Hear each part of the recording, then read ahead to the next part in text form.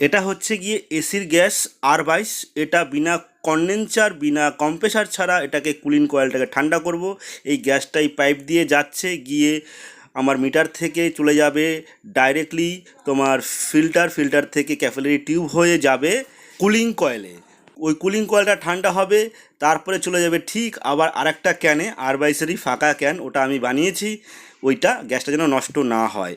ঠিক আছে, তো এটাকে আমি আজকে চার্জ করব, দেখো কতটা পরিমাণে ঠান্ডা হয়, তাহলে বিনা কন্ডেন্সার বিনা কম্প্রেসার ছাড়া হয় কি না দেখতে থাকো। এই গ্যাসটা আমি ছাড়লাম, পুরো 100 হয়ে গেল।